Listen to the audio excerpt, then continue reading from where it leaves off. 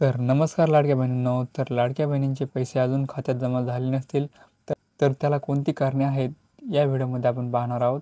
तर व्हिडिओला पूर्ण बघा आणि व्हिडिओवर जर नवीन असाल तर व्हिडिओला लाईक आणि सबस्क्राईब नक्की करा. तर चला तर व्हिडिओला स्टार्ट करूया. तर पहिलं कारण आहे, ज्यांच्या कुटुंबाचे एकत्रित वार्षिक उत्पन्न 2.50 लाख रुपयांपेक्षा अधिक आहे त्यांना या योजनेचा लाभ मिळणार नाही. 2.50 म्हणजे 2.5 लाख रुपये.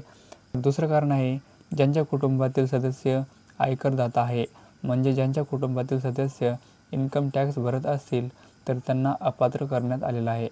तर तिसरं आहे, ज्यांच्या कुटुंबातील सदस्य नियमित कायम कर्मचारी म्हणून सरकारी विभाग, उपक्रम मंडळ, भारत सरकार किंवा राज्य सरकारच्या स्थानिक संस्थेमध्ये कार्यरत आहेत किंवा सेवानिवृत्तीनंतर निवृत्तीवेतन घेत आहेत, तथापि ₹2.50 लाख रुपयापर्यंत उत्पन्न असलेले बाह्य यंत्रणांद्वारे कार्यरत असलेले कर्मचारी, स्वयंसेवी कामगार आणि कंत्राटी कर्मचारी पात्र ठरतील. तर चौथा आहे, सदर लाभार्थी महिला शासनाच्या इतर विभागामार्फत राबवण्यात येणाऱ्या आर्थिक योजनेद्वारे दरमहा 1,500 रुपये किंवा त्यापेक्षा जास्त रकमेचा लाभ घेत असेल तर त्यांना पण अपात्र करण्यात आलेलं आहे. म्हणजे दुसऱ्या योजनेचा जर लाभ घेत असाल तर त्यांना पण अपात्र करण्यात आलेलं आहे.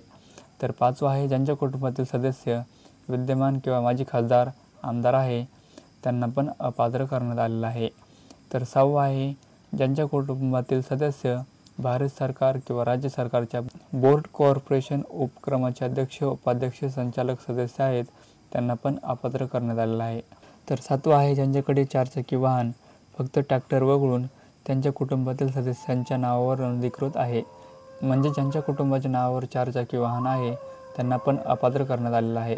तर मित्रांनो, तुम्हाला व्हिडिओ कसा वाटला कमेंटमध्ये नक्की सांगा आणि व्हिडिओवर नवीन असाल तर व्हिडिओला लाईक आणि सबस्क्राईब नक्की करा. धन्यवाद मित्रांनो.